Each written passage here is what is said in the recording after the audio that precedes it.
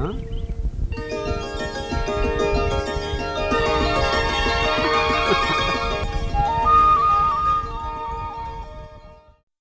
പ്രിയപ്പെട്ടവർക്കും പുതിയൊരു വീഡിയോയിലേക്ക് സ്വാഗതം.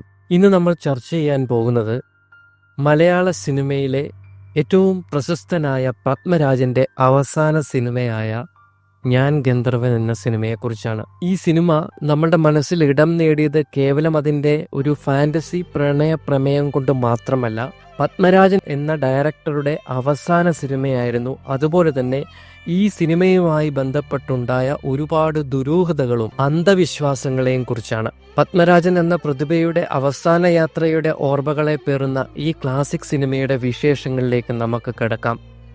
പത്മരാജൻ മലയാള സിനിമയിലെ നവതരംഗത്തിന് അടിത്തറയിട്ട ഒരാളായിരുന്നു. വൈകാരികമായ തീവ്രതയും കാവ്യാത്മകമായ ഭാഷയും സ്ത്രീ പുരുഷ ബന്ധങ്ങളിലെ സങ്കീർണതകളും പത്മരാജൻ സിനിമകളുടെ മുഖമുദ്രയായിരുന്നു. 1991 ജനുവരി 11 ഗുഡ് നൈറ്റ് ഫിലിംസിൻ്റെ ബാനറിൽ ആർ മോഹൻ നിർമ്മിച്ച് മനോരാജ്യം റിലീസ് വിതരണം ചെയ്ത ഞാൻ ഗന്ധർവൻ എന്ന ചിത്രം പത്മരാജൻ്റെ മറ്റ് ക്ലാസിക്കുകൾ പോലെ പ്രേക്ഷകരുടെ മുമ്പിൽ അവതരിപ്പിക്കപ്പെട്ടു. മലയാളത്തിലെ ഏറ്റവും വലിയ ചലച്ചിത്രകാരന്മാരിൽ ഒരാളായ പപ്പേട്ടൻ എന്ന് വിളിക്കുന്ന പത്മരാജൻ്റെ അവസാനത്തെ കലാസൃഷ്ടിയായി ഈ ചിത്രം മാറി എന്നത് യാദൃച്ഛികമായിരുന്നില്ല, മറിച്ച് ഒരു ദുരന്തത്തിൻ്റെ തുടക്കമായിരുന്നു. ഈ സിനിമ ഇന്ന് ചലച്ചിത്ര വിദ്യാർത്ഥികൾക്കൊരു പാഠപുസ്തകം തന്നെയാണ്. എന്നാൽ റിലീസിൻ്റെ സമയത്ത് പ്രേക്ഷകർക്ക് പൂർണ്ണമായി ഉൾക്കൊള്ളാൻ കഴിയാതിരുന്ന ഒരു സിനിമ പിന്നീട് ഈ സിനിമ ഒരു കൾട്ട് പദവിയിലേക്ക് ഉയർന്നു എന്നുള്ളതാണ് സത്യം. ഞാൻ ഗന്ധർവൻ എന്ന സിനിമ ഒരു ഫാന്റസിയുടെ ലോകത്തേക്ക് പ്രേക്ഷകനെ കൊണ്ടുപോകുന്ന പ്രണയ ചിത്രമാണ്. ഭൂമിയിലെ ഒരു കന്യകയെ പ്രണയിക്കുന്ന ഒരു ഗന്ധർവന്റെ അസാധാരണമായ കഥയാണ് ഈ ചിത്രം പറയുന്നത്.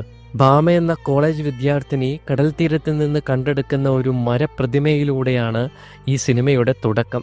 ഗന്ധർവ കഥാപാത്രം ഭാമയുടെ ഹോസ്റ്റൽ മുറിയിൽ പ്രത്യക്ഷപ്പെടുന്നതോടെ അവരുടെ പ്രണയം തുടങ്ങുന്നു. ഭൂമിയിൽ ഒരു കന്യകയുടെ മനസ്സറിഞ്ഞുള്ള പ്രണയം ലഭിച്ചാൽ ഗന്ധർവന് തൻ്റെ അനശ്വരമായ ഗന്ധർവ ലോകത്തിലേക്ക് തിരിച്ചു പോകാൻ കഴിയില്ല. ഈ പ്രണയം മുന്നോട്ട് പോകുമ്പോൾ യാഥാസ്ഥിക സമൂഹത്തിൽ നിന്ന് ഭാമ നേരിടുന്ന വെല്ലുവിളിയും ഗന്ധർവനെ വിട്ടുകൊടുക്കാൻ അവൾ തയ്യാറാകാത്തതിലൂടെ ഉണ്ടാകുന്ന പ്രതിസന്ധികളുമാണ് ചിത്രത്തിന്റെ കാതൽ. ഈ സിനിമയുടെ പ്രത്യേകതകളും അതുപോലെ സംവിധായകന്റെ മരണത്തെക്കുറിച്ചും നമുക്കൊന്ന് നോക്കാം. ഈ സിനിമയിലെ നായകൻ ഗിരീഷ് ഭരദ്വാജ്. അദ്ദേഹം അക്കാലത്ത് ദൂരദർശൻ സീരിയലായ ശ്രീകൃഷ്ണൻ എന്ന പരമ്പരയിലൂടെ ഇന്ത്യ മുഴുവൻ പ്രശസ്തനായിരുന്നു. കൃഷ്ണ ഭഗവാൻ എന്ന കഥാപാത്രത്തിൽ നിന്ന് ദിവ്യത്വത്തിന്റെ അതിർവരമ്പിലുള്ള ഗന്ധർവനായി നിതീഷിനെ കാസ്റ്റ് ചെയ്തത് ആ കഥാപാത്രത്തിന് ഒരു തരം ദിവ്യ പരിവേഷം നൽകാൻ പത്മരാജന് സഹായകമായി. മലയാളിക്ക് ഇന്നും നിതീഷ് ഭരദ്വാജ് ഗന്ധർവനാണ്. അതുപോലെ ഭാമ എന്ന കഥാപാത്രത്തെ അവതരിപ്പിച്ച സുപർണ ആനന്ദ് കൗമാരത്തിന്റെ തീവ്രമായ പ്രണയത്തെയും ലൈംഗികമായ ആകർഷണങ്ങളെയും ധൈര്യപൂർവ്വം അവതരിപ്പിച്ച സുപർണയുടെ പ്രകടനം ശ്രദ്ധേയമായിരുന്നു.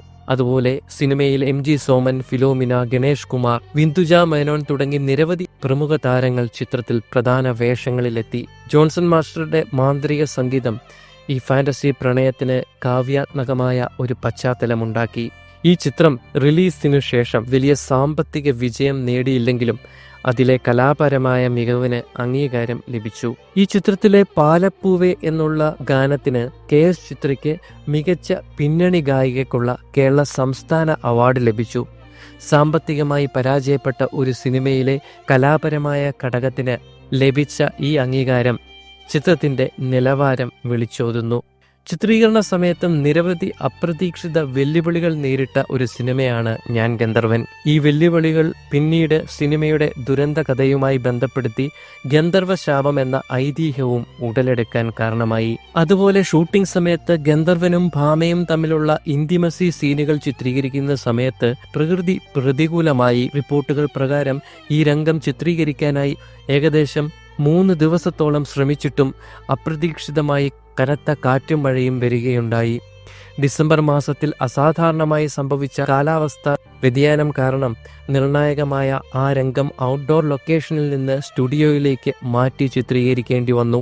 ചില റിപ്പോർട്ടുകൾ പ്രകാരം ചിത്രത്തിന്റെ ഛായാഗ്രാഹകനായ വേണുവിന് ഈ സിനിമയിൽ പ്രവർത്തിക്കാൻ താല്പര്യം തീരെയില്ലായിരുന്നു. ചിത്രീകരണ വേളയിലുണ്ടായ ഈ തടസ്സങ്ങളും അസ്വസ്ഥതകളും ഗന്ധർവനെക്കുറിച്ചുള്ള സിനിമകൾ അശുഭകരമാണെന്ന വിശ്വാസത്തിന് അടിത്തറയിട്ടു. റിലീസ് സമയത്ത് സിനിമയ്ക്ക് വലിയ വിജയം നേടാനായില്ല. 1991 ജനുവരി 11 റിലീസ് ചെയ്യുമ്പോൾ ചിത്രത്തിന് തണുപ്പൻ പ്രതികരണമായിരുന്നു. ബോക്സ് ഓഫീസിൽ ഇതൊരു പരാജയമായി വിലയിരുത്തപ്പെട്ടു. ഈ സിനിമയുടെ പരാജയ കാരണങ്ങളായി പറയുന്നത് പത്മരാജൻ അവതരിപ്പിച്ച പ്രണയസങ്കല്പം അന്നത്തെ യാഥാസ്ഥിതിക മലയാള സമൂഹം സ്വീകരിക്കാൻ തയ്യാറായില്ല എന്നുള്ളതാണ്.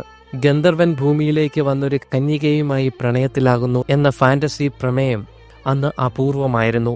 കൂടാതെ ചിത്രത്തിലെ നായകനും നായികയും തമ്മിലുള്ള അതിമനോഹരമായി ചിത്രീകരിച്ച ഇന്റിമസി സീനുകൾ അന്നത്തെ യാഥാസ്ഥിതിക പ്രേക്ഷകർക്ക് അലോസരമുണ്ടാക്കി എന്നും പറയുന്നു. റിലീസിൽ തിരസ്കരിക്കപ്പെട്ടെങ്കിലും വർഷങ്ങൾ കഴിയുന്തോറും ഞാൻ ഗന്ധർവൻ എന്ന സിനിമ അതിൻ്റെ കലാപരമായ മൂല്യം തിരിച്ചറിഞ്ഞ് പ്രേക്ഷകർ ഏറ്റെടുത്തു. ചിത്രത്തിൻ്റെ സൗന്ദര്യശാസ്ത്രം, കഥ പറച്ചിൽ രീതി, ശക്തമായ ദൃശ്യങ്ങൾ, സംഗീതം എന്നിവ കാരണം ഒരു കൾട്ട് ഫോളോയിങ് വികസിപ്പിച്ചെടുത്തു. ഈ സിനിമയുടെ പ്രമേയം, സൗന്ദര്യം, ആഖ്യാനം എന്നിവയെക്കുറിച്ച് മലയാളിക്ക് ചർച്ചയില്ലാത്ത ഒരു ദിവസം പോലുമില്ലാത്ത അവസ്ഥയിലേക്ക് ഈ സിനിമ പിന്നീട് വളർന്നു. ഇനി പ്രധാനപ്പെട്ട കാര്യത്തിലേക്കാണ് നമ്മൾ കടക്കുന്നത്. ഈ സിനിമയും പത്മരാജന്റെ മരണവും. ഞാൻ ഗന്ധർവൻ എന്ന സിനിമയുടെ അതിൻ്റെ വാണിജ്യപരമായ വിധിക്കപ്പുറം ചർച്ച ചെയ്യപ്പെടുന്ന ഒരു ദുരന്തമാണ് സംവിധായകൻ പി പത്മരാജന്റെ ആകസ്മിക മരണം. സിനിമ ബോക്സ് ഓഫീസിൽ തണുപ്പൻ പ്രതികരണം നേരിട്ടത് പത്മരാജനെ വല്ലാതെ വിഷമിപ്പിച്ചു. ഈ സിനിമയിൽ അദ്ദേഹം വലിയ പ്രതീക്ഷകൾ വെച്ചിരുന്നു. ഈ തിരസ്കരണം അദ്ദേഹത്തെ മാനസികമായി ഉലച്ചു കളഞ്ഞു. ചിത്രം റിലീസ് ചെയ്ത് കേവലം 12 ദിവസങ്ങൾക്ക് ശേഷം 1991 ജനുവരി 23 പത്മരാജൻ ലോകത്തോട് വിട ചൊല്ലി. കോഴിക്കോട് പാരാമൗണ്ട് ടവേഴ്സ് എന്ന ഹോട്ടലിൽ വെച്ച് ഹൃദയാഘാതത്തെ തുടർന്നായിരുന്നു അന്ത്യം. താമസിച്ച മുറിയിൽ നിന്നും അദ്ദേഹത്തെ കാണാതെ വന്നപ്പോൾ സുഹൃത്തുക്കൾ വന്നു നോക്കിയതും അദ്ദേഹം മരിച്ചു കിടക്കുന്നതായിട്ടാണ് കണ്ടത്. ഞാൻ ഗന്ധർവൻ എന്ന അവസാന ചിത്രത്തിന്റെ പ്രചാരണത്തിനായി തിയേറ്ററുകൾ സന്ദർശിക്കുന്നതിനിടയിലായിരുന്നു അദ്ദേഹം മരണപ്പെട്ടത്. വെറും 45 വയസ്സായിരുന്നു അപ്പോൾ അദ്ദേഹത്തിന്റെ പ്രായം. ഗന്ധർവന്റെ ശാപം മൂലമാണ് ഈ സിനിമ പരാജയപ്പെട്ടതും അതുപോലെ സംവിധായകന്റെ മരണമെന്നും പിന്നീട് കഥകളുണ്ടായി. ഈ സിനിമയെക്കുറിച്ച് മൊത്തത്തിലൊന്ന് വിലയിരുത്തുകയാണെങ്കിൽ പത്മരാജന്റെ അപ്രതീക്ഷിത മരണവും സിനിമയുടെ വാണിജ്യപരമായ പരാജയവും ചേർന്ന് മലയാള സിനിമാ ലോകത്ത് ഒരു അന്ധവിശ്വാസത്തിന് രൂപം നൽകിയ സിനിമ എന്ന് വേണമെങ്കിൽ പറയാം. ഗന്ധർവശാപം എന്ന ഒരു വാക്ക് തന്നെ വന്നത് ഈ സിനിമയുടെ ദുരന്തങ്ങൾക്ക് ശേഷമാണ്. മലയാളികളുടെ സാംസ്കാരിക മണ്ഡലത്തിൽ ഗന്ധർവന്മാരെയും യക്ഷികളെയും അതീവ ഭയത്തോടെയും ഭക്തിയോടെയുമായിരുന്നു കണ്ടിരുന്നത്. ഗന്ധർവന്മാരെ കുറിച്ചുള്ള കഥകൾ പൊതുവിടങ്ങളിൽ പറയരുതെന്ന വിശ്വാസം പണ്ടേ നിലനിന്നിരുന്നു.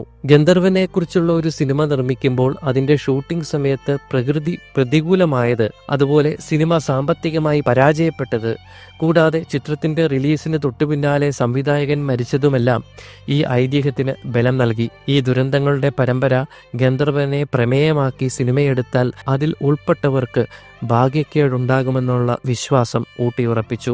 ഈ ഐതിഹ്യത്തിന്റെ ശക്തി കാരണം പിന്നീട് മലയാള സിനിമയിൽ ഗന്ധർവന്മാരെ കേന്ദ്രീകരിച്ചുള്ള സിനിമകൾ വരുന്നത് കുറഞ്ഞു. പത്മരാജന്റെ മരണത്തോടെ ഞാൻ ഗന്ധർവൻ ഒരു കലാസൃഷ്ടി എന്നതിലുപരി ദുരന്തത്തിന്റെ ഒരു അടയാളമായി മലയാള സിനിമാ ചരിത്രത്തിൽ നിലയുറപ്പിച്ചു.